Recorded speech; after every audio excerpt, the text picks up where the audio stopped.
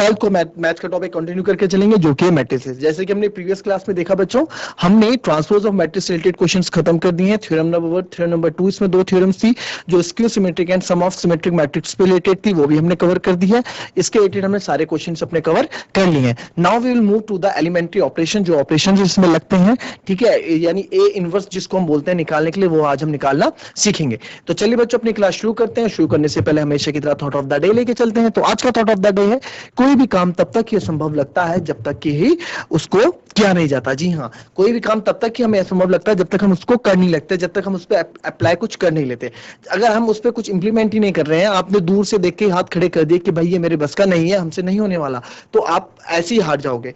यानी कि हमें कभी भी हार नहीं माननी है, हमें अपनी चीजों को उस पर करना है, हमें ट्राई करना है। क्या हो ना हो वो बात की बात है, बट अपने से तो हम पूरी कोशिश करें।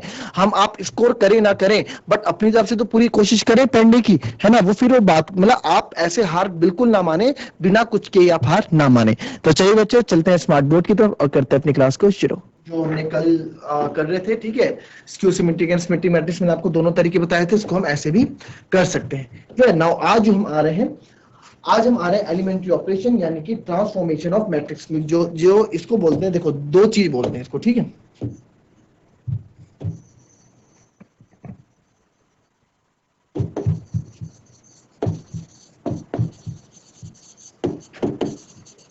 एलिमेंट्री ऑपरेशन, इसको बोला जाता है ट्रांसफॉर्मेशन ऑफ मैट्रिक्स।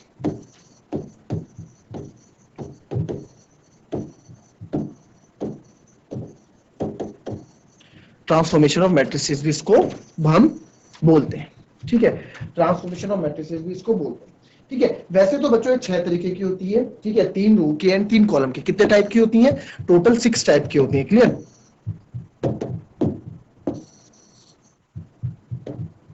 टोटल ये 6 टाइप की होती हैं। 3 इसमें रो के लिए होता है और 3 ये कॉलम के लिए होती है, ठीक है।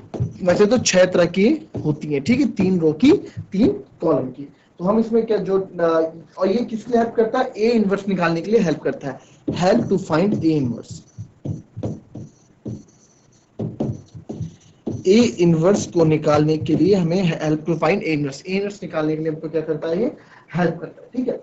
तो इसको हम, ठीक है, और इसमें हम क्या क्या एलिमेंट्री ऑपरेशंस लगा सकते हैं, ये सब करने के लिए उसको हम आज जानेंगे, ठीक है। अगर इसमें कुछ कॉपी करना है तो कर लें।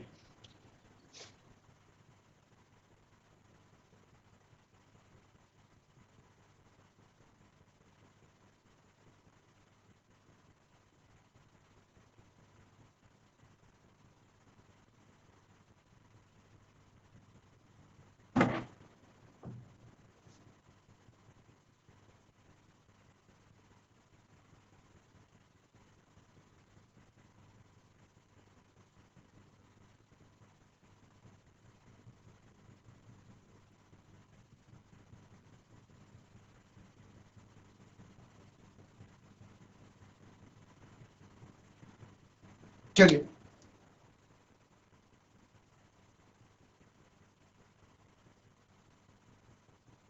नाउ नेक्स्ट, ठीक है। आर आई, अब देखो पहला है इसमें,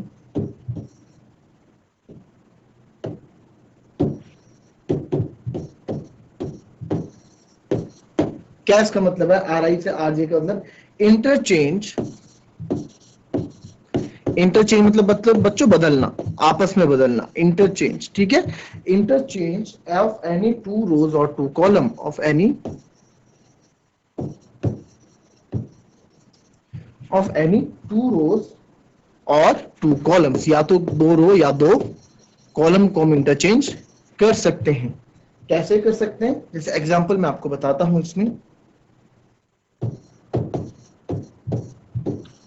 मेरे पास कोई मैट्रिक्स है 1 2 3 4 5 6 7 8 9, ये मेरे पास कोई मैट्रिक्स है, ठीक है। मैंने इसमें क्या कर दिया भाई, मैंने बोला मैं इसमें जो है, मैं इसमें इंटरचेंज कर रहा हूं R1 से R3। इसमें मैं इंटरचेंज यानी R1 से R3 को मैं इंटरचेंज कर रहा हूँ, यानी रो 1 से रो कॉलम ला रहा हूँ। तो जब मैंने R1 R3 का ऑपरेशन लगाया तो ये मेरी रो 3 बन गई रो 1 और रो 1 बन गई रो 3। तो यानी कि 7 8 9 सबसे ऊपर, ये बीच वाला ऐसे रहेगा 4 5 6 और यहाँ रहेगा 1 2 3। ठीक है, तो R1 इंटरचेंज R3 में लगा, मतलब ये। ठीक है, और सेम तरह हम कॉलम को भी चेंज कर सकते हैं, है ना। Same for S colon, column के लिए भी हम यानी कि पंक्तियों के लिए, स्तंभ के लिए भी हम ऐसे यूज कर सकते हैं, सेम फॉर कॉलम। और यहाँ पे एक चीज और याद रखें बच्चों, यहाँ पे ना ये इसका मतलब ये नहीं कि ये दोनों इक्वल हो जाएंगे, ये कभी भी इक्वल नहीं होती। इसका मतलब ये नहीं कि R1 आपने इंटरचेंज कर दिया तो R1 R3 के बराबर नहीं होगा, ये सोच लेना। ये मैट्रिक्स वैसे नहीं रही बदलने के बाद कि वो दोनों सेम हो जाएंगे। ठीक है, मैट्रिक्स इक्वल नहीं रहती है यहाँ पे,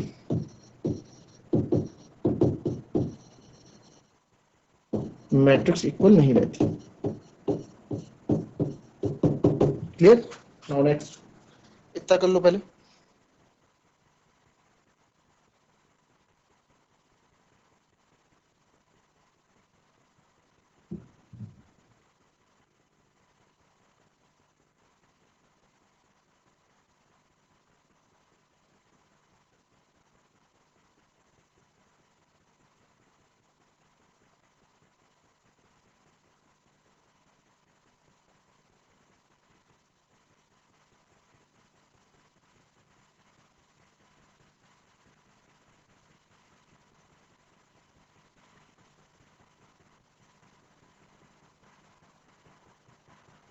चलो, now next,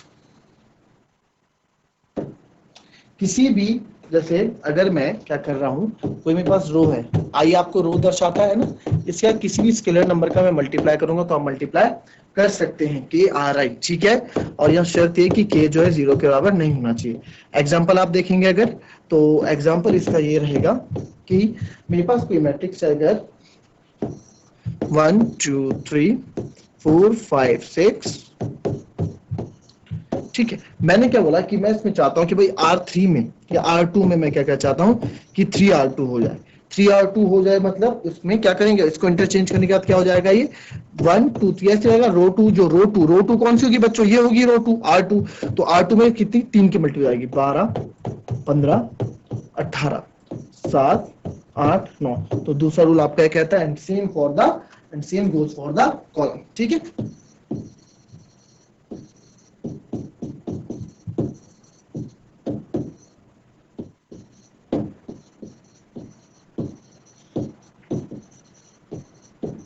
same goes for the column, column के लिए भी सेम ये चीजें अप्लाई होती है। क्लियर?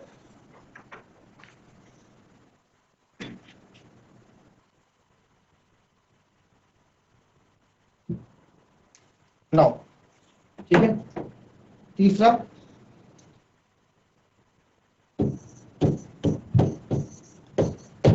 जो रो की कोई आर आई है मेरे पास है, रो है, तो उसमें अगर मैं क्या करना चाहूं, के आर जे, किसी कोई सा भी हमारे पास दूसरी रो है उसको मैं आर आई जे होता है ना, तो इसमें मैं कुछ भी कोई सी भी रो इसमें चेंज करना चाहूँ। फॉर एग्जाम्पल अगर मैं करना चाहता हूँ इसमें,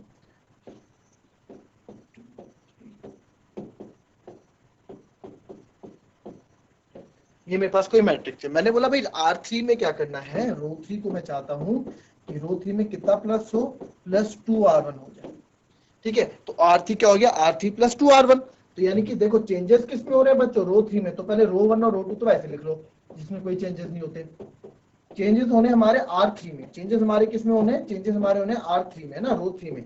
रो 3 +2R1, तो रो 3 +2R1 यानी कि 7 +2R1, इसका ट्वाइस करना आपको। तो 7 + 2 कितना हो जाएगा, 9। तो यहाँ एक आ जाएगा 9।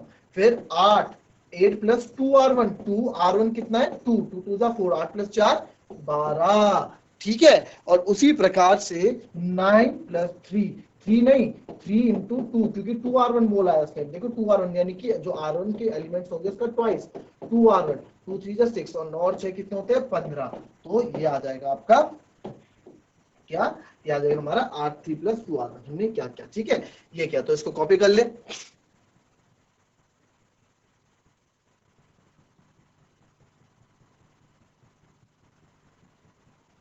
नाउ नेक्स्ट,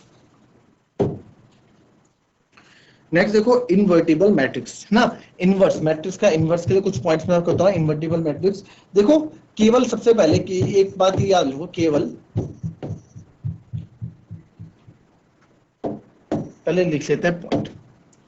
इन्वर्टिबल मैट्रिक्स के पॉइंट में बता रहा हूं, F A is N E square matrix. मेरे पास ए क्या है, कोई स्क्वायर मैट्रिक्स है, ठीक है। इससे बच्चों ऑब्जेक्टिव टाइप के क्वेश्चंस बनते हैं, तो आप उसको लिख लें चीजें भी, ऑफ ऑर्डर एम, एम कोटि के, ठीक है। ऑर्डर का मतलब आपको पता है क्या है, इतनी इंग्लिश तो आप 12th क्लास में आप सबको आनी चाहिए बच्चों, ठीक है। इफ देयर एग्जिस्ट, क्योंकि इसके बाद आपको कंपटीशन करना है बहुत सारे बच्चों से जिनकी इंग्लिश अच्छी होगी, ठीक है। तो ये इंग्लिश तो कुछ भी नहीं है। तो आपको पता है ए कोई एक स्क्वायर मैट्रिक्स यानी कि वर्ग आव्यूह है जिसकी कोटि m है, ऑर्डर m है। If there exist another matrix B, अगर उधर कोई दूसरी मैट्रिक्स है बी, ठीक है, of same order m, of order m, same order यानी कि सेम ऑर्डर m की, तो सच दैट क्या हो जाएगा, जब इनका इनवर्स, जब मैं क्या करूंगा A B multiply by B A करूंगा ना, तो वो आपके आई के बराबर आएगा। आई मतलब हम इसको भी प्रूफ करके भी दिखाएंगे, ठीक है। तो यहां मैं इसको क्या कहूंगा, तो मैं इसको कह सकता हूं जब ए बी बी ए के बराबर आ जाएगा, ठीक है। और यहां आपको एक चीज और लिख लूं, केवल स्क्वायर मैट्रिक्स का इनवर्स निकाला जाता है, ठीक है।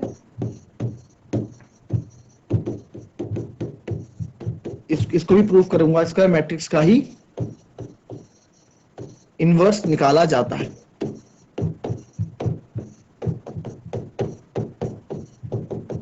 ठीक है। अब इसमें क्या चीज ऐड करनी है बच्चों, देखो द, तो बी इज कॉल्ड द, यहां पे B is called the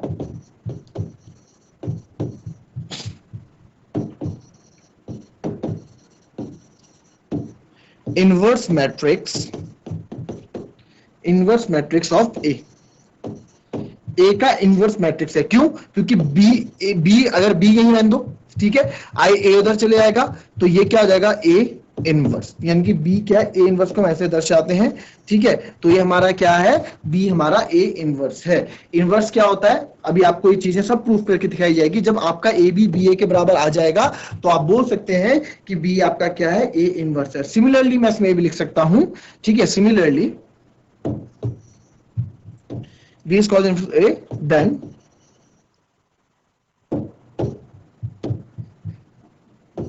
B equals to A inverse, ठीक है। जब ये कंडीशन आएगी तो B equals to inverse। Similarly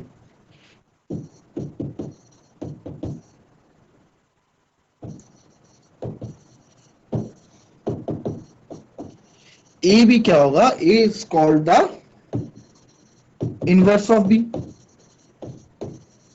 ए को भी मैं बी का इनवर्स बोल सकता हूं इस कंडीशन में, यानी कि ए क्या है, बी का इनवर्स है, ठीक है। ए क्या है, यानी कि इसको मैं लिख सकता हूं, आप ऐसे भी लिखते हो B inverse, inverse of B, B का इनवर्स कौन है, ए, ठीक है। दोनों कंडीशन आपकी यहां पे क्या है, पहले में तो क्या हुआ,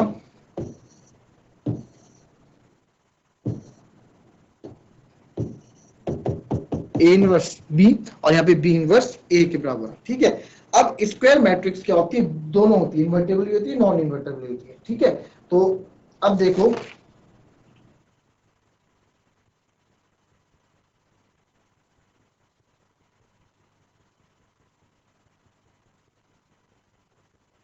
कोई मैट्रिक्स लेते हैं, इसको इतना नोट कर लो पहले,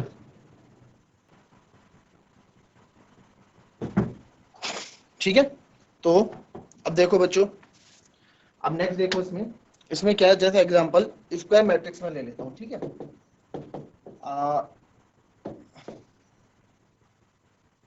ए कोई मैट्रिक्स है मेरे पास 2 3 1 2,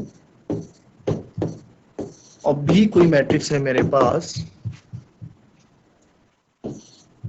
2 -3 -1 2, ठीक है।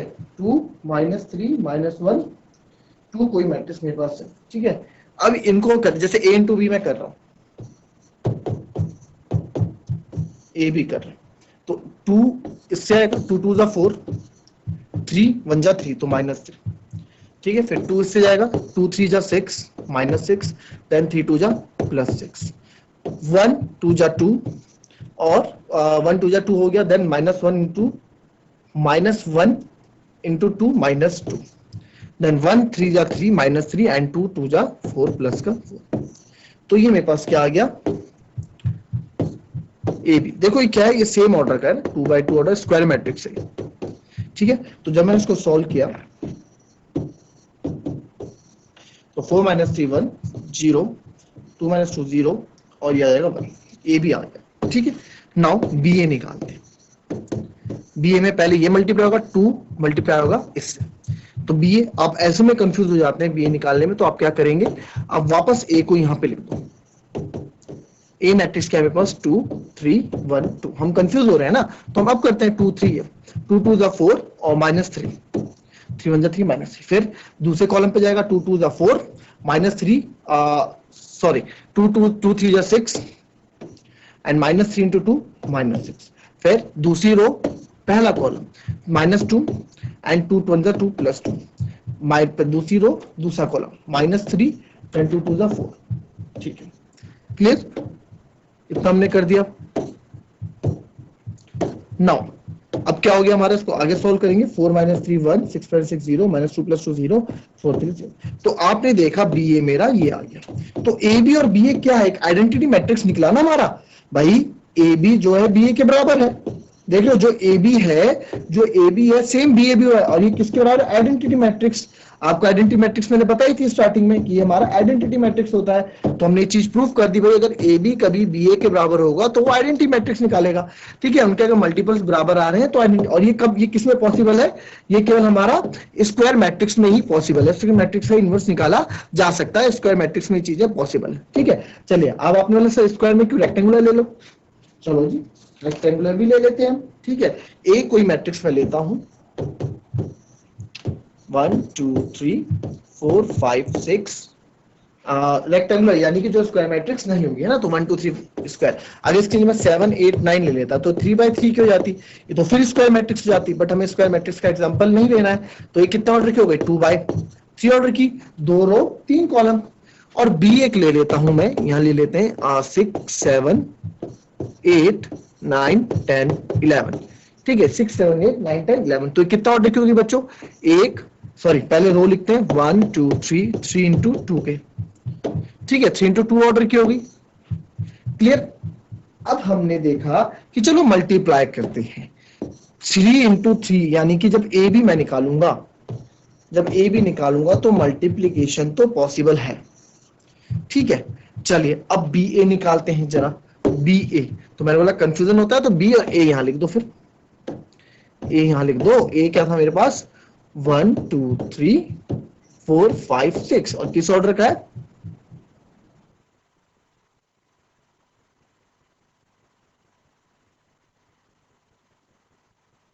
ठीक है। तो आप क्या करेंगे, बी ए, अब क्या हम देखेंगे, 1 को हमने निकाल दिया।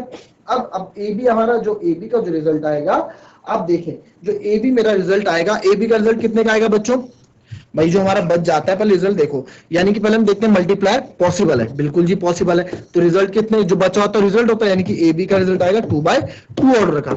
ये क्लियर हो गया, इतना क्लियर हो गया। नाउ हम आते हैं अब बी ए, अब बी ए निकालना है। चलो जी बी ए निकाल देते हैं। बी ए के लिए पहले बी, फिर मल्टीप्लाई बाय ए। तो जब मैं बी, अच्छा ए लिख देते हैं, मैंने बोला ए लिख देते हैं वापस से, 1 2 3, क्योंकि हमें दिक्कत हुई 4 5 6, ऑर्डर क्या है 2 by 3 ऑर्डर। देखेंगे हाँ भाई मल्टीप्लाई हो सकता है, पॉसिबल है मल्टीप्लिकेशन का। ठीक है, मल्टीप्लाई तो हो सकता है। रिजल्ट देखो, रिजल्ट दे रहा है 3 by 3 ऑर्डर का। तो हमने देखा कि भाई इनके तो ऑर्डर ही अलग आ रहे हैं रिजल्ट के, एक आ रहा है 2 by 2 ऑर्डर का, एक आ रहा है 3 by 3 ऑर्डर का। तो ये तो कभी भी आंसर हो ही नहीं सकता, ए बी जो है बी ए के बराबर हो ही नहीं सकते। यहाँ है 4 एलिमेंट, ये आएगा ए बी सी डी कोई है ना, और ये आएगा 3 by 3 आएगा A B C D E F G H I. आप यहां से देखो ना 9 एलिमेंट्स, m into n और m into n 4, ये केवल 4 एलिमेंट्स 4। अब यहाँ 4 अवयव होंगे, यहाँ केवल यहाँ 9 अवयव होंगे, तो ये बराबर तो हो ही नहीं सकता किसी भी एंगल में। क्लियर।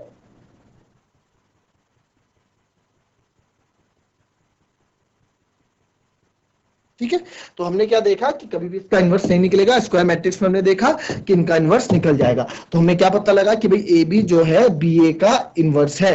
तो यहाँ पे हमने जब ये इक्वल आया तो हमें पता लगा कि A B equals to B A है इक्वल्स टू आई। यानी कि जब भी हम क्वेश्चन सॉल्व करेंगे तो हमें इस फॉर्मेट में लाना, इन्वर्स निकालना है तो हमें ऐसे करना पड़ेगा, ए बी को बी ए के बराबर लाना पड़ेगा। क्लियर चीज आई समझ में? जब भी आप करोगे रेक्टेंगुलर मैट्रिक्स ऐसे नहीं होती है। क्लियर, ये चीज आपने सीख ली, ये हमने सीख लिया। नाउ नेक्स्ट हम क्या करने वाले हैं बच्चों, एलिमेंट्री ऑपरेशन के बारे में जानेंगे। एलिमेंट्री ऑपरेशन क्या होता है, अब इतना हमने जान लिया, अब जानते हैं एलिमेंट्री ऑपरेशन। आखिरकार एलिमेंट्री ऑपरेशन होते ही क्या है? ठीक है, दो एलिमेंट्री ऑपरेशन होते हैं, एक होता है ईआरओ एलिमेंट्री रो ऑपरेशन और एक होता है एलिमेंट्री कॉलम ऑपरेशन। ईआरओ मतलब जो हम रो से करेंगे, एलिमेंट्री